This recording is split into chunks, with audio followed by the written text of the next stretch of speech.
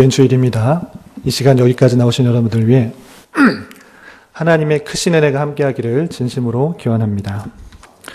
오늘은 우리 교회에 있어서 좀 중요한 날입니다. 아시다시피 오늘은 임시 공동회가 있습니다. 임시 공동회를 통해서 담임 목사님이 위임되시는 일과 또한 여러 중직자들, 장로, 안수집사, 권사를 세우는 그런 투표가 있는 날입니다.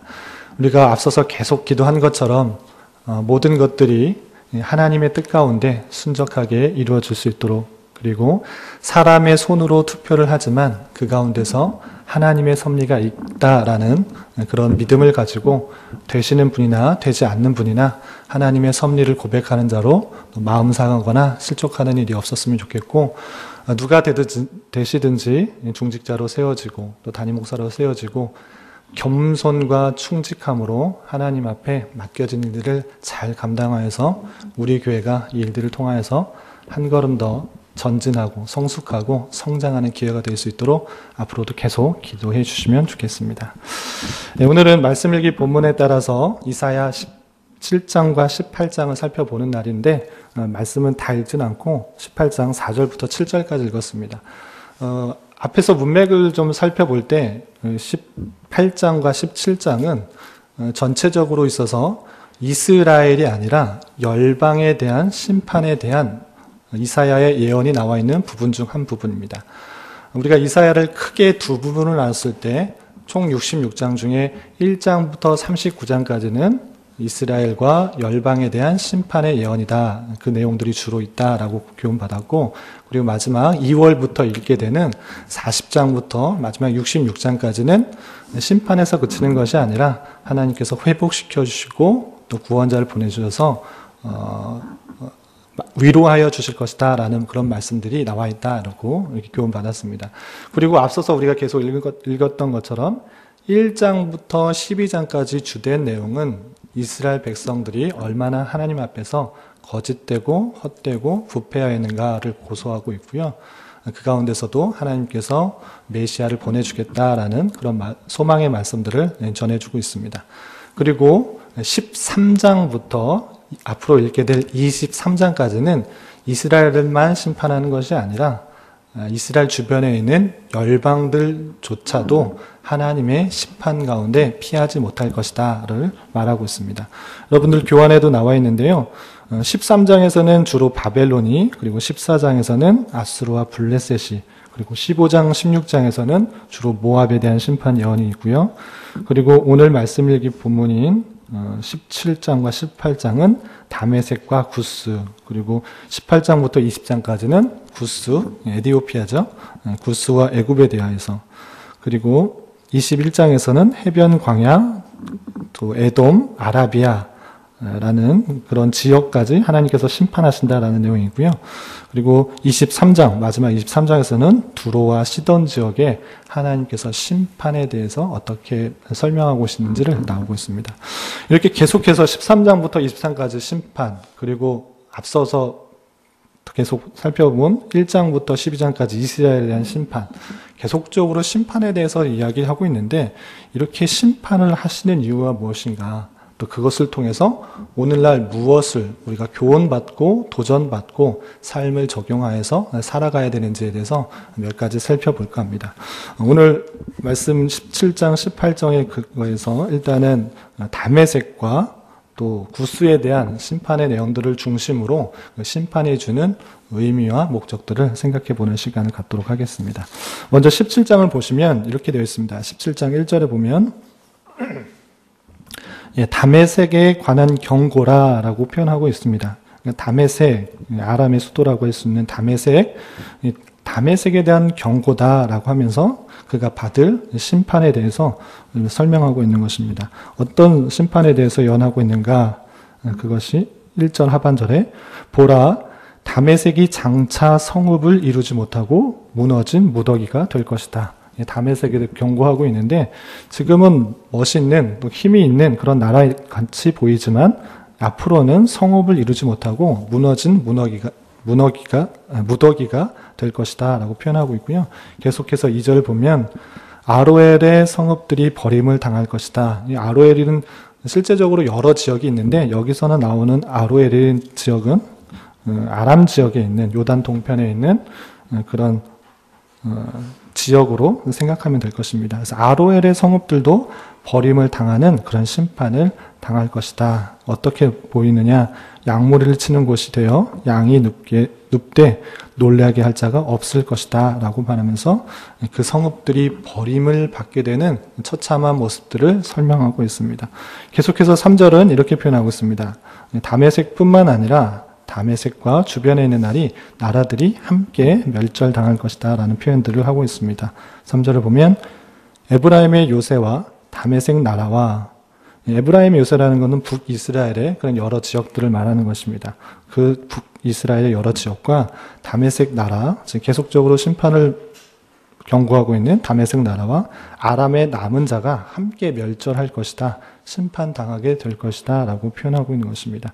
그 심판에 당하는 것이 어떤 모습과 같느냐? 3절 하반절에 이스라엘 자손의 영광같이 되리라. 만군의 여호와의 말씀이니라.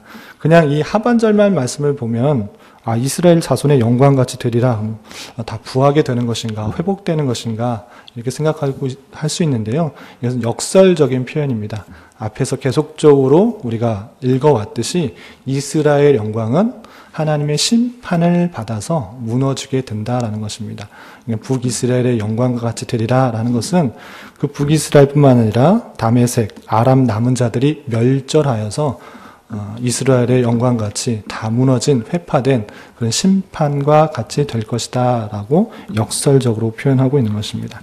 1절부터 3절까지 다메섹에 대한 그런 심판 예언들이 있고요. 17장 4절부터 11절까지는 그 사이에서 북이스라엘에 대한 심판 예언이 또 사이에 나오게 됩니다. 물론 앞에서 우리가 1장부터 12장까지도 심판에 대한 내용이 나왔는데 여기서도 북이스라엘에 대한 심판에 대해서 설명하고 있습니다. 에브라임, 아까 3절에서 에브라임 요새에 멸절될 것을 말씀하시면서 계속 이어지는 말씀으로 북이스라엘에 대해서 설명하고 있는 것입니다. 4절 보면 그날이라는 것은 앞서 우리가 살펴본 것처럼 다메섹이 멸절되는, 다메섹이 심판받는 그날로 이해하시면 될 것입니다. 그날에 야곱의 영광이 쇠하고 북이스라엘의 영광이 있었던 것이 보이지만 이제 그 영광도 쇠하게 된다. 그리고 그의 살찐 몸이 파리하게 된다. 살찐 몸이 볼품없이 그리고 기아에 허덕이는 것처럼 파리하게 된다라고 표현하고 있는 것입니다. 그 모습은 차마 어떠한 모습과 비유할 수 있냐? 5절에서 비유를 통해서 말하고 있는데요. 5절이 이렇게 표현하고 있습니다. 마치 추수하는 자가 곡식을 거두어 가지고 그의 손으로 이삭을 벤 것 같고, 이사야에서는 대부분 이렇게 비유적인 표현이 많고 상징적인 표현이 많아서 바로는 이해하기가 쉽지 않습니다. 그래서 주석서들을 많이 참고하셔서 보시면 좋을 것 같은데, 이것이 무슨 뜻인가 살펴보면 추수하는 자가 곡식을 거두어서 손으로 이삭을 벤 것 같고 라는 표현은 그만큼 추수를 할 때 그 모든 곡식을 다 잘라버린 것처럼 그들의 모습이 잘라내어서 없어진 것과 같다라고 주석서들이 해석하고 있는 것을 볼 수 있습니다. 그리고 또한 어떤 모습인가? 르바임 골짜기에서 이삭을 준 것 같으리라. 이 표현은 그 곡식 하나하나 남는 그런 것들을 주워 먹는 연약한 자, 과부나 고아 이런 사람들이 그 떨어진 것들을 줍고 그것으로 이제 생활을 하게 되는 경우가 많은데, 그러한 것처럼 이스라엘 백성도 먹을 것이 없는 형편에 처하기 때문에 이삭을 줍는 그런 모습 가운데 처하게 될 것이다 라고 상징적으로 표현하고 있는 것입니다. 그렇게 다메섹뿐만 아니라 야곱의 북이스라엘의 그런 영광도 멸망도 예언하고 있는 것을 볼 수 있습니다. 4절 5절뿐만 아니라 그 심판의 표현이 좀 뛰어넘어서 9절에도 이렇게 표현하고 있습니다. 9절 보면 그날에, 심판의 날에 그 견고한 성읍들이 옛적에 이스라엘 자손 앞에서 버림받은 숲을 속의 처소와 작은 산꼭대기의 처소와 같아서 황폐하게 될 것이다. 버림받은 그런 가옥과 같은 황폐한 모습이 있게 될 것이다. 아주 예전에는 견고하고 누구도 쳐들어올 수 없는 것 같은 견고한 성읍과 그런 멋있는 집이었다 할지라면 그날이 되면 이제 아무도 찾아오지 않는 버림받은 황폐한 집같이 될 것이다 라고 표현하고 있습니다. 또 11절에 이런 표현이 있습니다. 11절에 보면 내가 심는 날에 울타리를 두르고 아침에 내 씨가 잘 발육하도록 하였으나 열심히 노력하고 심고 거두려고 이렇게 하지만 근심과 심한 슬픔의 날에 농작물이 없어지리라. 열심히 수고할지라도 농사를 지을지라도 소출이 없는 그런 황폐한 지경에 이를 것이다 라고 심판에 대해서 말을 하고 있습니다. 그리고 12절부터 14절까지는 연이어서 많은 민족들이라는 표현으로 그 많은 민족들이 멸망을 당할 것이다, 심판을 받을 것이다 이렇게 표현이 있는데요. 12절을 보면 이렇게 되어 있습니다. 슬프다 많은 민족이 소동하였을 때 바다 파도가 치는 소리같이 그들이 소동하였고 열방이 충돌했을 때 그들이 큰 물이 몰려옴같이 그들도 충돌하였도다. 12절부터 14절까지는 특별한 나라가 나오지 않습니다. 그런데 그래서 많은 민족이 소동하였다. 많은 민족이라는 뜻으로 살펴볼 때 성경학자들, 주석자들은 이 많은 민족은 아수르다라고 표현하고 있습니다.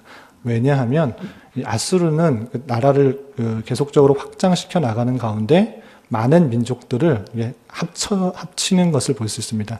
그래서 이 아수르 민족은 다양한 민족들이 함께 민족을 나라를 이루어서 이렇게 다양한 민족들을 혼합시키고 합쳐지고 나라를 확장시켜 나갔다는 것입니다.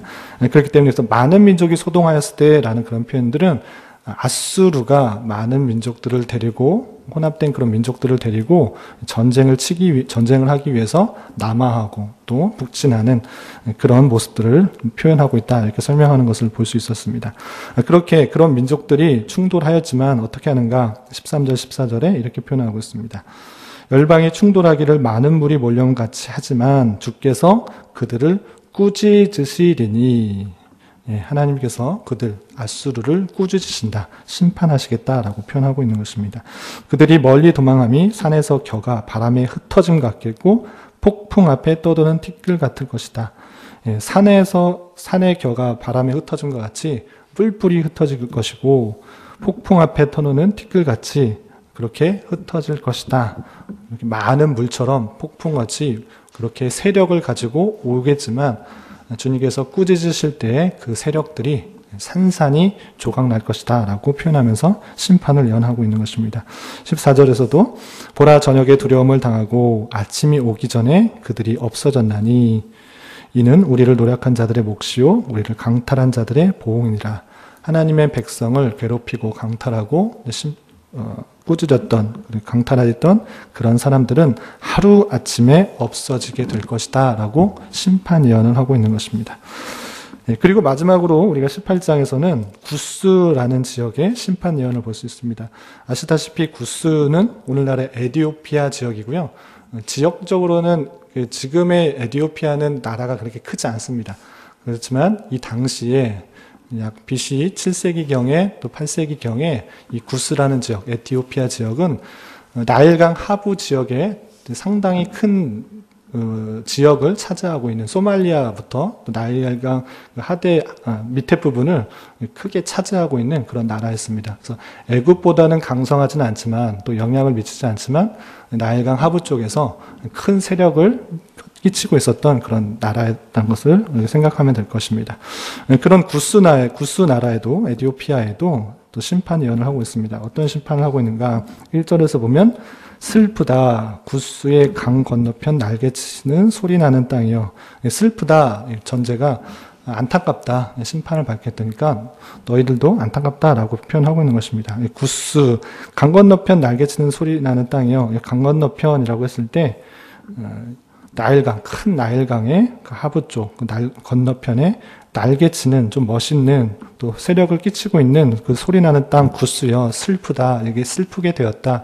이렇게 서두를 이렇게 시작하고 있는 것입니다. 왜 어떻기 때문에 이렇게 슬프다고 표현하는가 쭉 설명되고 있는데요. 4절과 5절에 이렇게 표현하고 있습니다.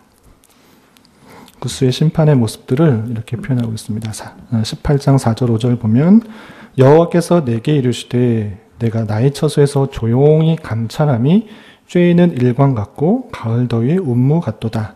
추수하기 전에 꽃이 떨어지고 포도가 맺혀 익어갈 때 내가 낫으로 그 연한 가지를 베며 퍼진 가지를 찍어버린다. 예. 그렇게 심판의 영들, 추수하기 전에 4절 보면 처소에서 조용히 감찰함이 쬐이는 일광 같다. 쬐이는 일광 같다. 여름에 쬐이는 일광 같이 아주 뜨거울 것이다 라는 것이고요. 가을 더위의 운무 같도다. 당시에 가을 더위의 운무, 구름, 그 안개는 쉽게 사라지게 되는 것입니다. 그런 것처럼 아주 강렬할 것이고 그 심판이 한꺼번에 이르서 임하여서 그 구수의 모습들도 심판받게 될 것이다 라고 표현하고 있는 것입니다. 5절에도 그런 표현들이 추수하기 전에 꽃이 떨어질 것이다. 포도가 맺혀 익어갈 때 내가 낫으로 그 연한 가지를 벨 것이다. 퍼진 가지를 찍어버릴 것이다. 심판의 모습들을 이렇게 표현하고 있는 것입니다. 이런 것처럼 담의 세계에 대해서, 북이스라엘에 대해서, 또 이스라엘을 침략한 아수르에 대해서, 또 구스에 대해서 이렇게 심판을 예언하고 있는가, 심판을 통해서 우리가 교훈받아야 될 것이 무엇인가를 좀 생각해 보았으면 좋겠습니다.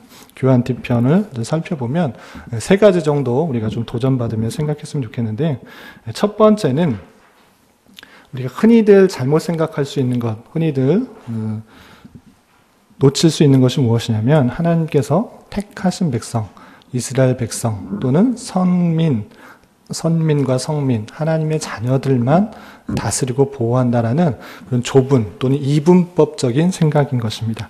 그런 것이 아니라 하나님의 통치와 경영은, 하나님의 사역은 이스라엘 백성뿐만 아니라 온 열방에도 끼친다는 것들을 확실히 말씀을 통해서 보여주는 것입니다. 온 세계를 향한 하나님의 역사와 경영을 우리는 바르게 인식할 필요가 있습니다. 아까도 읽었지만 우리가 18장 4절에서 보면 내가 나의 처소에서 조용히 감찰함이 쬐이는 일광 같고 가을 더위 운무 같도다. 하나님의 성격은 비록 더딘 것 같이 보이지만 조용히 감찰할지라도, 하나님의 처소에서 조용히 감찰할지라도 그의 사역의 성격은, 그의 통치의 성격은, 그의 경역의 성격은 쬐이는 일광같이 아주 뜨거울 것이고 또한 가을 더위의 운무같이 한꺼번에 신속하게 임하게 될 것이라는 그런 사실들을 잊지 말아야 될 것입니다. 우리가 읽지는 않았지만 14장 16절부터 17절에는 이런 표현이 있습니다. 우리 한번 찾아서 같이 읽어볼까요? 이사야 14장 16절부터 17절까지.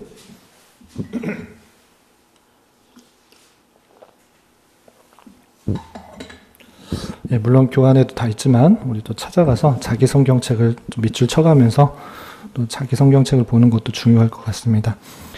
이사야 14장 16절부터 17절까지 말씀을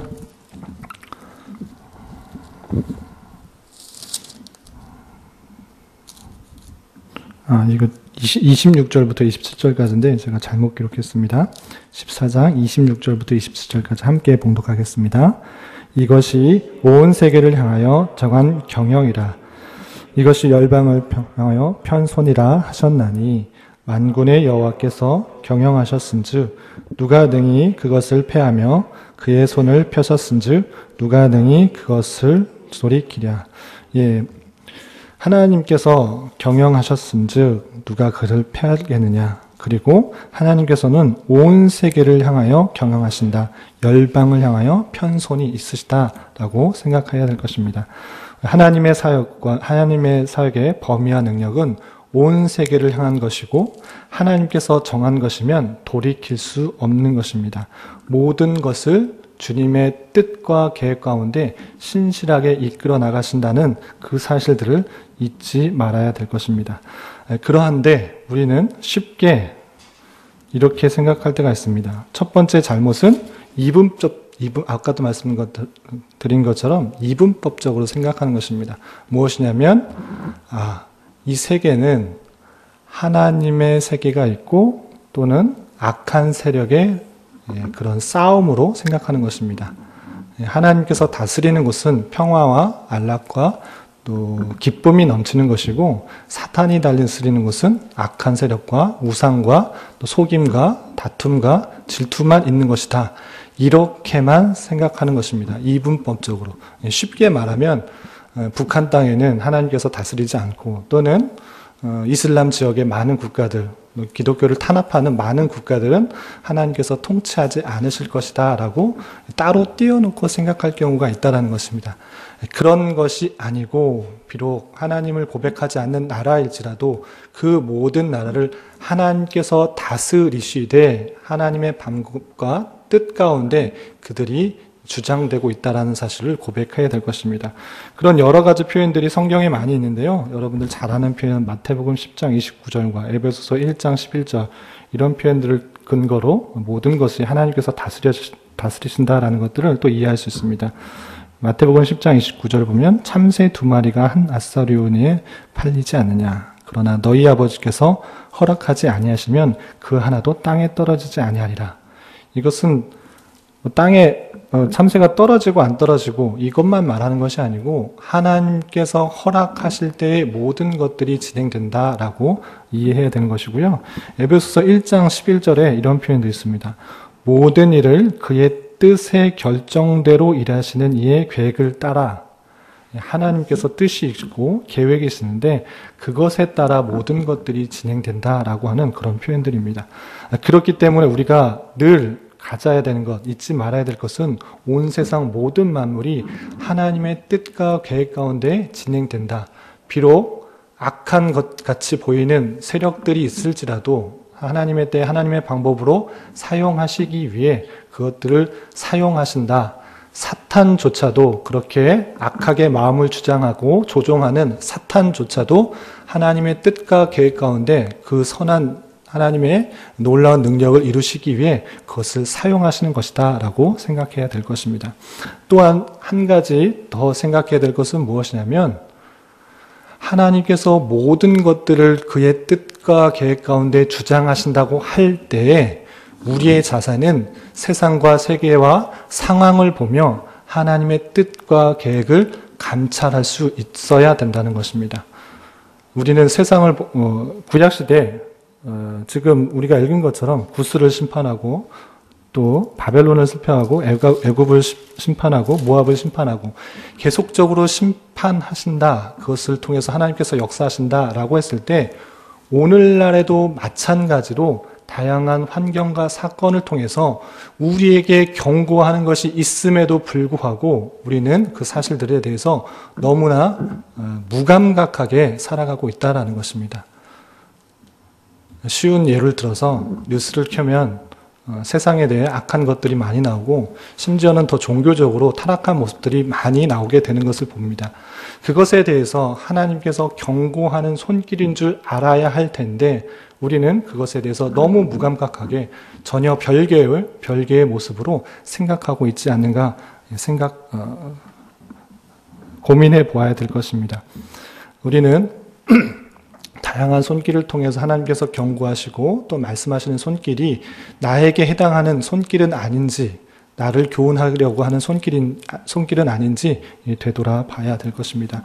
또한 온 세계를 향해서 심판하신다는 그 사실들은 당장에 하나님을 알지 못하고 하나님을 비방하고 조롱하는 그런 세력들이 강성해 보이고 더 풍요로워 보이고 잘 사는 것 같이 보일지라도 그것은 한순간에 하나님의 때에 다 멸망하게 될 것이라는 것들을 잊지 말아야 될 것입니다.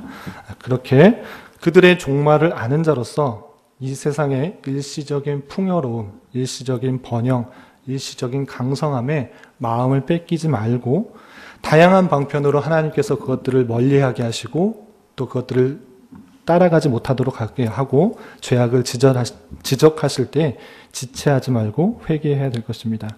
베드로후서 3장 9절에는 주의 약속은 어떤 이들이 더디다고 생각하는 것 같이 더딘 것이 아니라 오직 주께서는 너희를 대하여 오래 참으사 아무도 멸망하지 아니하고 다 회개하기에 이르기를 원하신다라고 표현하면서 다양하게 참고 기다리시고 교훈하시고 채찍질하시고 또 심판의 예언과 심판을 통해서 우리를 회개하게 하시는 손길들이 있음을 알아 다양한 환경과 사건과 경고 속에서 우리의 죄를 되돌아보면서 우리가 더 주께로 돌아오게 하는 하나님의 섭리의 손길은 아닌지 민감하게 반응할 수 있어야 될 것입니다. 두 번째로 생각해 볼 것은 이렇게 심판하는 주 원인은 그들의 교만인 것이며, 그리고 심판하신 목적은 오직 하나님만 의지하게 하심이라는 그 사실들을 알아볼 수 있습니다. 우리가 다 찾지는 않았는데 앞에서 우리가 살펴본 것, 바벨론에 대해서 왜 이렇게 심판하셨는가를 지적한 부분이 있습니다. 이사야 13장 11절을 보면 이런 표현이 있습니다. 13장 11절을 함께 찾아서 바벨론이 심판을 받고 경고받은 이유가 무엇인지 함께 읽어보겠습니다. 이사야 13장 11절 함께 봉독합니다. 내가 세상의 악인과 악인의 죄를 벌하며 교만한 자의 오만을 끊으며 강포한 자의 거만을 낮출 것이며, 이렇게 바벨론에 대해서 경고하며 심판을 예언하면서 세상의 악과 악인의 죄를 벌하며 교만한 자의 오만을 끊으며 강포한 자의 거만을 낮출 것이다 라고 표현하는 것, 이 바벨론이 그렇게 오만하고 교만하였다, 또 거만하였다 라고 표현하는 것을 통해서 그것이 있었기에 심판하게 되었다라고 이해할 수 있습니다. 그리고 14장 12절과 14절에 비유를 통해서 이렇게 표현하고 있습니다. 바벨론이 얼마나 교만하였는가를 잘 비유를 통해서 표현했는데요. 제가 한번 읽어보겠습니다. 이사야 14장 12절부터 14절까지. 너 아침의 아들 계명성이여. 이 계명성은 바벨론을 상징하는 그런 표현입니다. 어찌 그 하늘에서 떨어졌으며 너 열국을 엎은 자여 어찌 그리 땅에 찍혔는고. 내가 내 마음에 이르기를 내가 하늘에 올라 하늘의 뭇별 위에 내 자리를 높이리라. 내가 북극 지폐의 산 위에 앉으리라. 가장 높은 구름에 올라가 지극히 높은 이와 같아지리라 하는도다. 그들의 바벨론의 교만을 이렇게 표현하고 있는 것입니다. 그러한 교만을 하나님께서 낮추게 하기 위해서 심판하신다라는 표현이 있는 것입니다. 또 모압에 대한 심판의 표현에 있어서 16장 이사야 16장 6절에 이렇게 표현하고 있습니다. 16장 6절 이것도 함께 읽어보겠습니다. 이사야 16장 6절 함께 봉독합니다. 우리가 모압의 교만을 들었나니 심히 교만하도다. 그가 교만하며 분노함도 들었거니와 그의 자랑이 헛되도다. 모압을 심판하면서 왜 심판하였는가? 모압의 교만이 있었다. 거만하고 또 교만하고 그다음 분노하였다. 이렇기 때문에 하나님께서 심판하셨다라고 표현하는 것입니다. 심지어 열방들, 하나님을 잘 알지 못하는 그런 열방들 뿐만 아니라 하나님의 백성, 하나님의 택하신 백성이라고 일컫는 이스라엘 백성들도 하나님에 대해서 온전히 인식하지 못할 때 하나님께서 심판하셨다라는 표현이 있습니다. 오늘 말씀 읽기 본문이었던 이사야 17장 10절 말씀, 북이스라엘이 심판받게 되는 이유에 대해서 이렇게 표현하고 있습니다. 이사야 17장 10절 말씀 함께 봉독합니다. 이는 내가 내 구원의 하나님을 잊어버리며 내 능력의 반석을 마음에 두지 아니한 까닭이라. 그러므로 내가 기뻐하는 나무를 심으며 이방의 나무까지도 이종하는 도다. 구원의 하나님을 잊어버렸다. 그리고 하나님께서 우리의 능력의 반석인데 그 능력의 반석을 마음에 두지 않고 있다. 그렇기 때문에 심판하였다라고 표현하고 있는 것입니다. 교만이 무엇인가? 하나님 앞에서 교만함은 하나님이 없는 것처럼 행동하는 것이고 그 마음속에 두지 않는 것입니다. 열방을 이렇게 심판하신 이유와 목적이 무엇인가?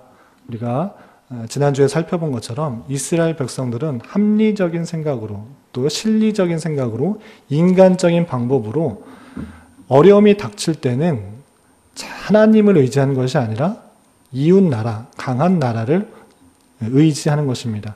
북이스라엘이 쳐들어 왔을 때 하나님을 의지하는 것이 아니라 아수르를 의지하고 또 힘든 일이 찾아올 때 애굽을 의지하는 그런 모습들이 있는 것입니다. 하나님을 의지하지 않고 다른 방법, 다른 수단, 인간적인 방법, 합리적인 그런 생각들을 의지할 때 하나님께서 그거 모든 것들을 치신다라고 하는 것이죠. 하나님을 의지하지 않고 다른 것들을 의지할 때 그 모든 것들을 심판함으로 말미암아 오직 하나님을 의지하게 하고 하나님을 부르짖게 하고 하나님만 바라볼 수 있도록 하는 것이라는 것입니다. 북이스라엘이 저질렀던 잘못들, 내가 내 구원의 하나님을 잊어버리며 내 능력의 반석을 마음에 두지 아니한 그 모습들이 우리 안에 있지는 않은가 살펴보아야 될 것입니다. 어렵고 힘든 일이 찾아올 때 인간적인 방법 또는 실제적인 방법으로 나아가기 힘쓰고 있는 그런 모습은 아닌지 되돌아볼 것입니다. 물론 그것을 통하여서 하나님께서 역사하실 수 있으시지만 그것보다 선행되어야 할 것은 그 모든 상황을 가지고 하나님께 나오고 하나님만을 의지하는 그런 모습일 것입니다. 하나님께서는 아무 공로 없는 우리를 오직 주님의 사랑으로 우리를 구원해 주셨습니다. 뿐만 아니라 우리가 걱정하지 않아도 염려하지 않아도 모든 것을 입히시고 먹이신다고 주님께서 말씀하신 것입니다.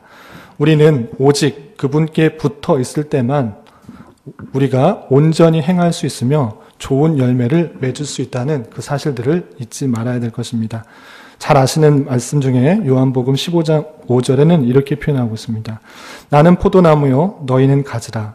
그가 내 안에 내가 그 안에 거하면 사람이 열매를 많이 맺나니 나를 떠나서는 너희가 아무것도 할 수 없음이라. 우리의 힘과 능력, 우리의 모든 것은 주님께 붙어 있을 때만 나온다는 그 사실들을 잊지 말고 다른 어떤 수단들을 먼저 의지하는 것이 아니라 하나님께 의지하고 하나님만을 바라보고 모든 것을 입히시고 채우시는 주님께 더욱더 의지하고 나아가는 그런 모습이 있어야 될 것입니다. 그러할 때 우리의 지으신 목적에 합당한 우리의 모습이 될 것이다. 이사야서 43장 21절 우리가 앞으로 2월달에 읽게 된 말씀에는 우리를 지으신 목적, 우리를 이 땅에 보내신 목적에 대해서 이렇게 설명하고 있습니다. 이사야 43장 21절 제가 읽어드리겠습니다. 이 백성은 내가 나를 위하여 지었나니 나를 찬송하게 하려 함이니라. 오직 모든 것들이 주께로부터 오고 또 인도된다는 것들을 감사하며 찬송하며 주께만 영광 돌리는 자로서의 삶을 살아야 될 것입니다. 마지막으로 한 가지 더 살펴볼 것은 하나님의 섭리는 심판 속에서도 남은 자들을 통하여서 신실하게 이루어 나가신다라는 것입니다. 하나님께서 계속적으로 우리 39장까지 계속 심판에 대한 예언들이 계속 나올 때 답답하다, 힘들다, 왜 이렇게 심판에 대해서 나오고 있느냐, 이것만 바라볼 것이 아니라 그렇게 심판하시는 그런 사역 속에서, 경영 속에서도 하나님께서는 그 구원의 계획들을 신실하게 이루어 나가실 때 남은 자들을 통하여서 이루어 나가신다는 그 사실들을 살펴볼 수 있어야 될 것입니다. 그런 표현들, 남은 자라는 표현이 우리 앞서서도 많이 표현되어 있고 뒤에서도 많이 나오고 있는데 몇 구절만 찾아보도록 하겠습니다. 오늘 본문에서도 이런 표현이 있습니다. 말씀 일기 본문이었던 이사야 17장 6절에 보면 그 심판 가운데서도 어떤 하나님의 구원 사역들을 이루어 나가시는가. 6절에 이런 표현이 있습니다. 17장 6절 함께 봉독하겠습니다. 시작. 그러나 그 안에 주울 것이 남으리니 감람나무를 흔들 때 가장 높은 가지 꼭대기에 과일 2-3개가 남은 같겠고 무성한 나무의 가장 먼 가지에 4-5개가 남은 같으리라. 이스라엘의 하나님 여호와의 말씀이니라. 하나님께서 심판하실 때 아주 강력하게 심판하신다, 아주 처참하게 심판하신다 이렇게 말씀은 하시지만 그 가운데서 모두 다 멸절시키는 것이 아니고 남은 자를 남겨두겠다라고 표현하고 있는 것입니다. 감람나무는 흔들지만 가장 높은 꼭대기에 과일 2-3개가 남은 것 같고 또 무성한 나무의 가장 먼 가지에 4-5개가 남은 것 같이 심판하시겠지만 하나님의 택하신 백성, 하나님께서 구원 사역을 이루실 그 백성들을 모두 멸하는 것이 아니라 남겨두겠다라고 표현하고 있는 것입니다. 구원 역사들을 계속 이어가기 위해서 남은 자들을 두겠다라고 하는 것입니다. 뿐만 아니라 우리가 앞서서 또 읽어봤는데 이사야 10장 20절과 21절에 이렇게 표현하고 있습니다. 10장 20절과 21절 우리 함께 찾아서 읽어보겠습니다. 이사야 10장 20절과 21절 함께 봉독합니다. 그날에 이스라엘의 남은 자와 야곱 족속의 피난한 자들이 다시는 자기를 친자를 의지하지 하고 이스라엘의 거룩하신 이 여호와를 진실하게 의지하리니 남은 자 곧 야곱의 남은 자가 능하신 하나님께로 돌아올 것이라. 아멘. 11장 16절에도 남은 자에 대한 표현이 있습니다. 11장 16절 함께 봉독하겠습니다. 시작. 그의 남아있는 백성 곧 아수르에서 남은 자들을 위하여 큰 길이 있게 하시되 이스라엘이 애굽 땅에서 나오던 날과 같게 하시리라. 몇 구절만 찾아봤는데 하나님께서는 그 심판 속에서도 남은 자를 남겨두시어서 하나님의 구원 계획과 하나님의 섭리 사역들을 이루어 나가신다라는 사실들을 살펴볼 수 있는 것입니다. 심판 속에서도 하나님의 뜻을 이루기 위하여 구원 사역을 위해서 그 진리와 하나님의 사랑을 보존하기 위하여서 그 소수의 남은 자들을 이끌어 가신다라고 하시는 것입니다. 이런 말씀을 대하면서 물론 이들을 통하여서 하나님의 구속 사역들이 이루어진다라는 큰 내용들은 잊지 말아야 될 것이고 한편으로 적용할 것은 우리 교회에 대해서 좀 생각해 보았으면 좋겠습니다. 다수가 따르고 다수가 좋아하고 다수가 원한다고 해서 다 따라가야 될 것인가?